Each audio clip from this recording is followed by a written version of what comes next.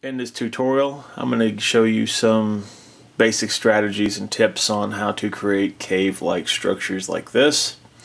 I won't be going into things like the slime pools and the lava, as I already have in the slime pools done just like the lava. I have a lava tutorial up already if you want to add lava to your set. But by the time it's all said and done, we'll create something very similar to this. We're doing cave entrances and things of that nature. And building basic structures and how to get this stone-like effect as far as the bumpy texture and things like that. As with anything, this project is not very difficult to do, I don't think. It's just the issue of time and mess. I do recommend that if you do not have a garage or a backyard, kind of a patio or something like that to do this project on, you do get yourself some kind of plastic bags or tarp to lay down. If you drip this stuff, I mean, you're talking about a goopy mess all over the place. It can create quite a mess, especially for you young guys. If you're going to get in this project, I do recommend that you let your parents know what you're going to be doing. And also on a side note with that, as with any of these projects, keep yourself safe. You know, wear your safety gloves and your eye protection and things like that whenever dealing with things that could potentially harm or injure you or make you sick. So let's get to this.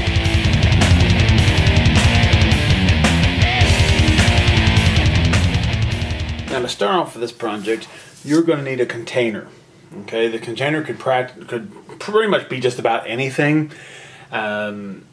You know, for the purpose of this, I'm going to use this made out of foam board. That's what my other cave pieces were built into, was a foam board container. I use foam board because it's lightweight and fairly durable, easy to cut, put together any shapes I want. And by the time it's all said and done, the flimsiness of the foam board, you know, isn't going to make a difference once it's all filled with the crap that you're going to stuff in there. Now, using foam board, there are two types of foam board that's ever been my experience to use. Okay, first is this stuff that you can get from the Dollar Tree. Okay, you'll see it's got a very flat finish because it's just paper. And if you actually get a hold of the corner of this stuff, you can just peel that paper right off. Okay, because it's just paper. Don't use this. I don't recommend it unless this is all you can get. The second is this stuff that's put out by, I believe it's Elmer's. More this stuff you get in like the Hobby Lobby and Michael's, stuff like that. If you go to peel this stuff, it shreds. See that? It just tears because it doesn't peel very well. This stuff has more of a shiny finish on it. This is the stuff I recommend building with because this will be a little sturdier. You can see it just, you know, it's got some sturdiness to it versus this stuff, which you push it in, it just wants to bow. You know, it cracks and bends real easy. So I recommend going with this stuff. And if you keep your eye on it, there's times at Michael's, I know as of recording this, Michael's has a $1 sale right now on their sheets of foam board for $1. So you can get them for the same price basically, but you've got to keep an eye on your sales circular. Anything. If you've got access to thin MDF board, or if you even have an old shelving unit that you want to build the thing right into the shelf, then that's good too. The key to it is, like, you can see down here right now, because this is not complete, you can see those gaps. You see that gap down there? You have to eliminate that. When it's all said and done, all those gaps have to go away, because when we're done, we'll end up taking our project and filling this up with a wet goop material that is a plaster-based material. If you watch my lava tutorial, it's basically the same thing except for I add sand and sawdust into it. First off, let me apologize if you hear a dog or loud children in the background. I have a problem with that in my area. Just try to ignore it. Getting into this, I'm going to use this kind of foam as my substructure on some of my projects because it's what I use a lot of. I have it, so I use it. I get this question a lot. What is this? It is extruded polystyrene. It is an insulation foam. I did a whole video on foam, a whole video. So this stuff is at Home Depot or Lowe's. You may not be able to find this in your area. This stuff is based on building codes. So if it's cold in your area, you'll probably be able to find it. Like northern part of the states to the middle part of the United States. As far as foreign countries, I do not know. United States, now if you start getting into the lower part of the country, like lower Texas and lower California, this may be real hard to come by. So for that purpose, I'm going to also be trying to use some of this kind of foam. This is the really kind of fibrous stuff that you can pick up at Hobby Lobby or Michael's usually. It's real fibrous foam, and I'm going to try giving that a try. I'm also going to use, very commonplace, expanded polystyrene. This is your white beaded foam. I'm going to try using this stuff so you guys can try this. So almost everybody can get a hold of this stuff. Almost everybody. So I'm going to try using some of this stuff as an understructure as well. This will be an experiment with me, just like it is with you learning. I'm going to be learning too. So this should work just fine, but we're going to find out. And last but certainly not least, I'm going to use some corrugated cardboard. Now, I don't recommend you build your box out of this, like I think I said earlier. At least I hope I did. I'm recording this all out of sequence. But I'm going to, when I build stuff, I'm going to basically build it in layers. So it'll be layers upon layers upon layers. Or if I have to build a structure, let's say I'm going to build something tall like that, I'm going to underpack it with something. Just so in case when it gets wet, it doesn't and droop. That's the biggest problem with this. When it gets wet, it wants to droop. So let's get into doing this build. There is no step-by-step, and in fact, I don't want you guys to do step-by-step. One thing I do recommend you get, if you want to get some natural shapes, kind of like this, see, you take something like this to round off your pieces and just stick it in the back of the box. It would glue in place, and you'd get, let me get my light up here to give you a better look at it, and you would glue that into place, into your corner. And it's automatically going to give a rounded effect to your piece. This also could go up in a corner, and you probably can't see that. So, or it could go up in a corner if it's cut longer. And this is going to give you a rounded look to the piece. Okay? If you want to get this rounded look, go by Michael's or Hobby Lobby, I think has them. You can pick up one of these. This is a hot wire foam cutter. Okay? Real simple to use. This one takes 2D batteries. You click it on, give it a second to start warming up, and it just glides right through your material. Okay, if you've never seen one of these, that's all that's to it. Just glides through the material, cuts like warm butter, okay? And then leaves behind this type of look thing here. And that's what I've got going on this side too. And then that's when you take these pieces and you just add those to your structure. And you just start layering it and building on it. I'm not going to do step by step, but you at least get the understanding of what I'm talking about. I'm going to start doing this in pieces. I'm going to start filling this up with some pieces and keep coming back to it. And you'll start to see how the build is coming along, how it's working. And but so far you're already, I think, starting to get the idea of where you got to go. We're just building and getting into the real build. You can draw some crude drawings if you want to, or whatever, and try and lay this out beforehand. I find it best just to go ahead and go at it. One thing I will say is that I don't measure anything, as I've said before in my videos. So, when I'm going to build this cave, one of the things I figured would be most useful, and I see this being used a lot, is a bat cave. Batman needs a place to hang out. So, instead of measuring stuff, I have a DCUC Batman. Okay, so I figured that is going to give me a good idea of where stuff's going to be at. So as I build structures, whether I want to put a large platform, let's say a large piece of an area over here, I know that him standing up here, when I go to make steps, the steps look natural as him walking down when I go to build this, okay? So that's what I always have, one of the figures standing nearby. That way I can use that as a foundation as far as, you know, reference. Reference is important, so that's why I always keep my figure handy.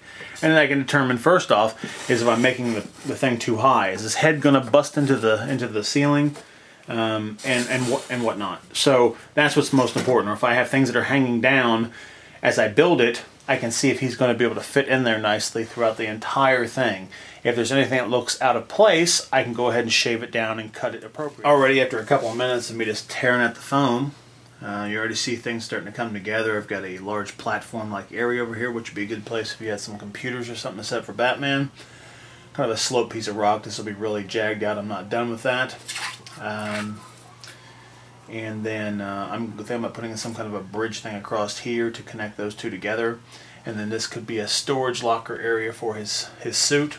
And again, as you can see, and I'm thinking about just painting all this black to make it look like it's kind of the drop off that goes way down. As you can see, he still fits in there nicely. I can still have plenty of room to put in some protrusions from the ceiling to make it even more cave-like. Nice area to stand over here. Nothing's glued down so far. I'm just using this stuff. It's making a mess. And the other piece of foam I'm using is this this stuff here, just to make that platform-like area over here. And so far it's coming together, and this has only been a couple of minutes of me cutting at and shaping at this stuff. And I'll come back here in a couple minutes and show you a little bit more. Still coming together. This bridge, nothing's glued together yet. Starting to put in some rocky structures that will just kind of be part of the background. On the top here, I've got some pieces like this that I'm going to glue to the top of the roof. Let's see if I can get that in there. There we go. And glue into the roof, and then when I put the goop down, it'll just kind of give a lumpy, like a part of the protrusion. I've got this piece here to go up into the corner. I don't know how easy but to see this or not.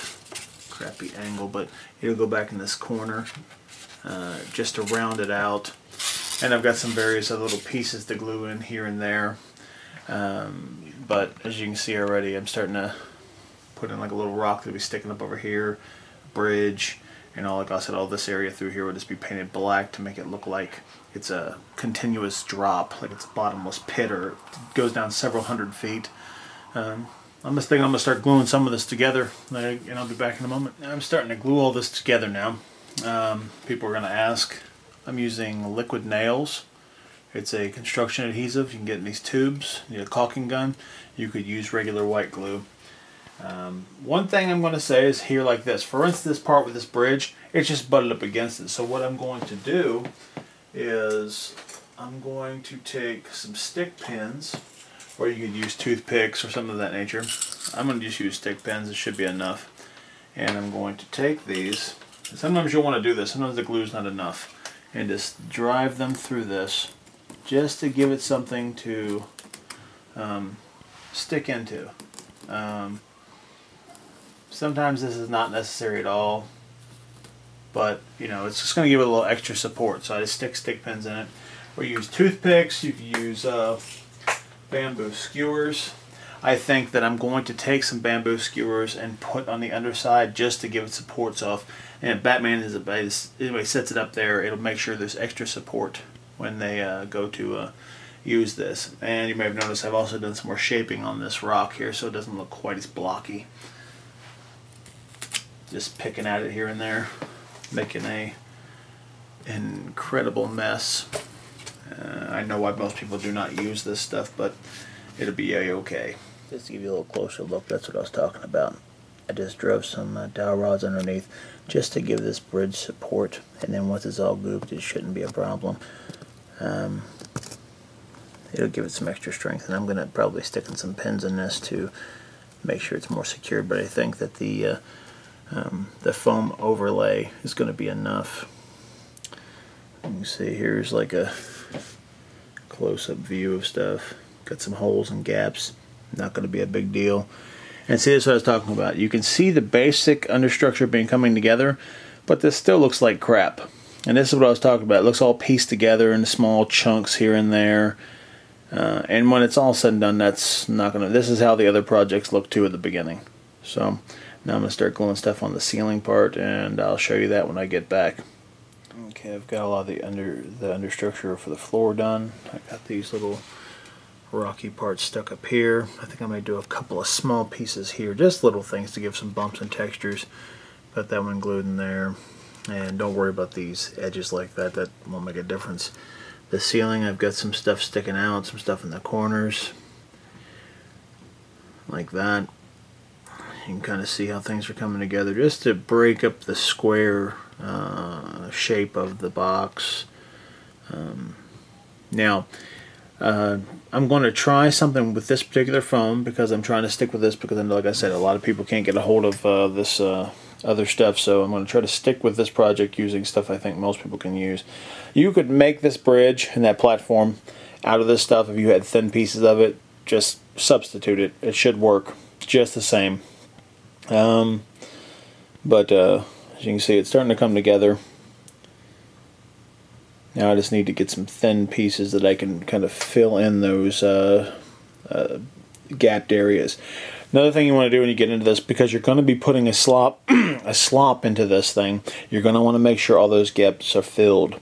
So when you get done, if you've got anything like back there, you see that gap where the box meets, these gaps over here, you're going to have to take some kind of a filler, and that's the reason why I use liquid nails, because you can use it as a gap filler. This will be to see, but as you can see, I've just kind of put some just pieces back here. Now this is something you can do to fill in your gaps. Put a little gap filler and stuff those beads in there.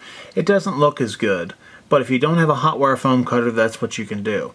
The other alternative, remember me showing you the hot wire foam cutter, is to create corners that look like that. And see how it rounds out the edge, because you're actually cutting the, you can see my dragons back here, cutting the corner. This is a rectangle piece, and I just chopped the corner off.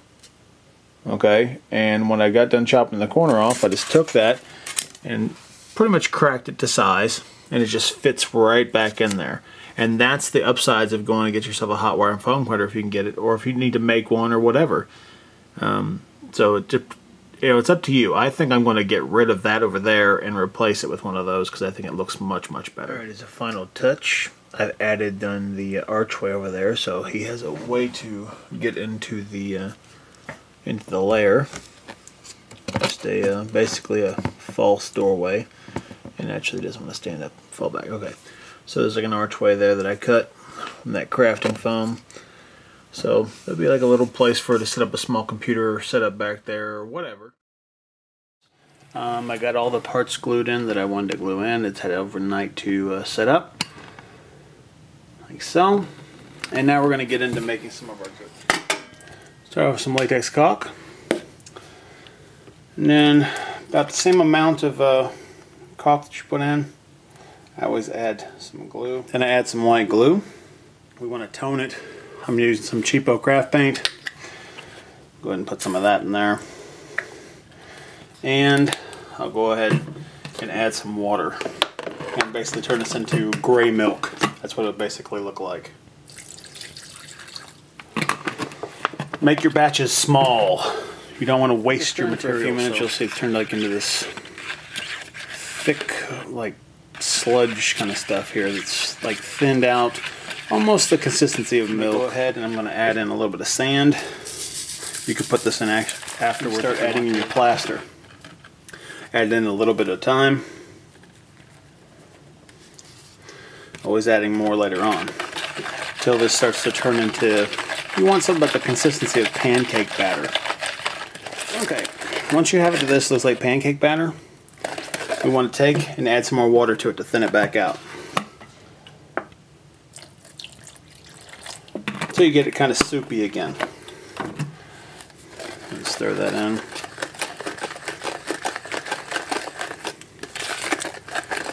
Okay, see how it's starting to get soupy again? Now we get it soupy like that because once you get to that point, now you're going to start adding in your sawdust. I've got coarse sawdust here. Start dumping it in a little bit at a time until it starts to thicken back up to the pancake batter level again. You'll start getting chunks and stuff in there to stir it all in. Try to break up some of the big chunks as you're stirring it. Try to break those up, because the bigger those chunks are, they're going to soak up moisture, and that's the reason why it takes this project so long to dry. Enough sawdust and add a little bit extra plaster and some more sand, and what I've got is something that looks like the equivalency of wet concrete. This is going to be your mixture. Okay, just make sure it's thoroughly stirred. You don't want to make sure you don't get any clumps in there. There will be some clumps naturally from the sawdust, but okay, we'll try to get as much of that off the spoon as possible. Set the spoon aside. You can use an old paintbrush or an old spoon or whatever. See if we can get this camera over here so you guys can see what I'm doing. And the only thing you're going to do with this now, and this part is just slopping. You're going to take this stuff and you're just going to slop it in there. filling in all your nooks and crannies with it. Just like that. And this is why I don't suggest people actually build this in a static environment as far as like a bookshelf or something of that nature, because it'll help to turn this project around a lot, moving it around on its side. And you know, if you want a thicker coat of this stuff on everything, make a thicker batch of this. It will pull up in certain spots. If you don't want it pulled up, move it around. I don't know if you guys can see what I'm doing. Okay, I got the bowl in the way. But that's all I'm doing. I'm just coating it down. And, you know, paintbrush, old or plastic spoon like I'm using. And remember, work in small batches because, you know, you don't want to waste your material. You've got a considerable amount of work time. You know, I say work from a standpoint of, you know, like you want to get all your, when you got a face like this, like there's the back of it down here. You want to get your back covered. Everything that's laying on the ground, that's what you want to cover with this coat. Don't try to get all the sides and all that stuff. That's a waste of time. So you want to get like the edge of this bridge. You know, if it drips, who cares? You know? No, I don't. And that's all that's to this project, man. It's pretty simple. Just coating up. As you can already see, all those pieces, like I was talking about, those pieces are now starting to blend into one piece. You'll lose all of your gaps. Now, if you want to keep some of the gaps in there, you want to fill it in, then naturally go thinner with this stuff. Just put it on real thin and smooth it, and then, you know, smooth it out as much as possible. That way you keep some of your texture. If you want to lose the texture, well, then heap it on and let it dry in a big old pool. And this is where a lot of your side gaps and go up on the wall like this. So then you can spoon it up on the sides like I'm doing here. Just push it up onto the wall. That way, you know, where your rock meets your stone structures you've built meet the floor. Like over here. It's kind of hard to do when I'm watching what I'm doing and trying to operate the camera. But just gotta make sure you're pushing it up against the edge so everything's covered. Put it in your corners because you want this all to turn into one piece. Just slop it on. I'll come back when I've got some more of this covered. I'm just basically going to continue doing the same. I applied all of that one bowl full of goop to the project. As you can see, it's already starting to come together. I'll end up mixing up some more here very soon and continuing on. Let's take a quick look into this. When your stuff starts to set up, it starts to dry. So you can see some drips and stuff. This isn't a big deal. As you can see, it's already starting to dry here where it's really thin on the walls. It's dry right there. In the big spots where you've got like it pulled up, you can go in here with a brush and kind of move it around. So let's say you want this, you want these details, you don't want them to be filled in, you want those deep things. You can take your brush, get some of this on your brush and move it up to other locations. Use it like you're painting, just move it around, and this way if you get into spots where it's getting really thick, you can just move it around so you don't have big lumps. Or like back here, if you want it to be thinner, you can just kind of move it around until you just have a thin layer. That way it's fairly smooth. That way you've got good places where your figures can stand. So just go in there and move it around a little bit. Now, one thing I will say when you're getting into this, you want to try to avoid getting a lot of this slop into the areas where you're just going to put a void. So like here where we was talking about this is going to be a drop off. I've got a lot of stuff on there. Not a big deal. You can always try to pick some of that off. You don't want a lot of that in there because it's supposed to be nothing there. Same way with this archway. This will all be black in here, in this area here, because that'll be an archway going through to someplace else. You want that just to be black. So try not to get anything slopped in there either. And you can see the different colors. That's where I put on a second layer of stuff here and there. Is that pick a side, okay, when you're doing this, and cover everything that's got a top to it. Even like the top of this this archway. Cover this because it's a top part. Everything that's level with this direction. Cover all this. Then take this and put a fan in front of it or something like that, or just set it aside. Let it set up and this stuff start to firm up a little bit. Now it's not cured after a couple hours, but put a fan in front of it after an hour or two, then and flip it on its side. Okay? Then do the exact same thing. Like all these areas back here, all this area across here, all this. Do that side. Do all this here. Everything that's on this level here. Cover everything that you can get that has a ledge or whatever on it. And it does the same thing here with the ceiling. Okay? Now it's just completely upside down. Even including the underside of this bridge. Get everything that has a level on this side. Most of it's actually inside of this ledge here. The archway. The underside of the bridge. The entire ceiling. And then we just keep doing that and doing that, doing that. You will have to rotate this thing 5 times. You know, for each side. And then you have to set it on its back. And then that's usually when I leave it. When I usually leave the back for last, and then I can work downwards, and then I take that, and that's when I set aside. And then about a week or so after that, I can paint it. Okay, and in my last passing here, I've done this is the back. And just gives you an idea. It's got it upside down. I got a brush out. And now what I'm doing is I'm going in where the edges meet. You may have some lumps or something, or like a visible gap where there's like a crease. So you just take this brush and just push it up against the edges, just to blend it all together. You know, if you had some holes you don't want, you can just, you know, kind of blend it all together. Now again, I'm going to reiterate because I don't remember everything I actually said through all these little segments. I would recommend several days to a week to actually allow this to set up completely. And I threw these figures in for scalers, you know, naturally DCUC Batman, and a couple of MUs. I mean, a thing like this would be great for either one, actually. Really get a lot of use of the space with MUs. And then that's a Boltstorm figure there.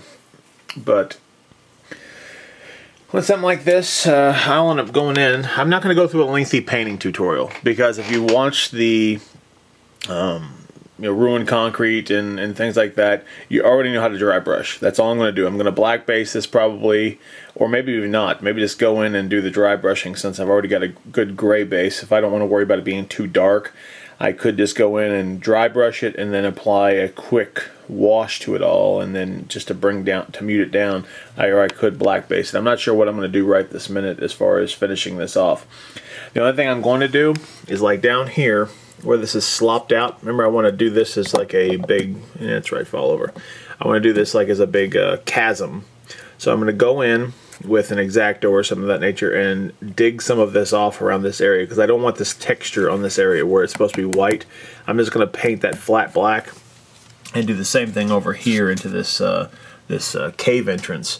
I need to get these chunks off that dripped onto it and up here to get this texture and get rid of that, and then paint that flat black so it looks like that cave goes into somewhere else, and that kind of drops off into nothing or very, very deep beyond where the light can see. Other than that, it's going to be dry brush like anything else, just brought up in layers of gray. I really hope this helps you out, guys. It is a pretty simple project, just a little messy at times. I will go ahead and say that the biggest thing I run into with these tutorials is that people always hit me up and say that they can't find materials in their area. The foam issue I think I covered, because I think everybody can find that standard white beaded foam everywhere. The only thing I can think about is the contents of the mixture, the goop.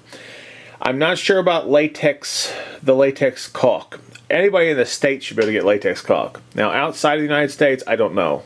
I honestly don't. As far as white glue, I think everybody can get that. Everybody can get black paint, or whatever color you want to start off with. If you want to, whatever. If you want purple walls, I'm sure you can find purple paint. But the point is, sawdust, you can get at most hardware stores, though, because they'll do they'll do cuts in the back. I know, like, you go to Lowe's or Home Depot, usually they'll have a place where they do like cuts for people, so they can cut and trim down the boards. Usually they'll have sawdust there. You can just ask them, hey, can I get a handful of that? And just take a container down there. Most of them aren't going to have a problem. You know, say I'm building a project, I need some sawdust, can I get some of that? Unless they sell sawdust in bags, which I know some places do, and that's usually feed stores and things like that, but they, and you probably pick up a bag for cheap anyway. Sand, you can go down to your local playground or beach or whatever. Or I know Lowe's carries bags of sand. That's how I got mine. I bought probably a 20-pound bag. I got enough sand to last forever. And you know, white glue. Other than that, you know, that's most of the stuff that's in here. Plaster is available at most arts and crafts stores and things like that. So I think everyone should be able to find all the materials relatively easy. And I do hope that this tutorial helps you out.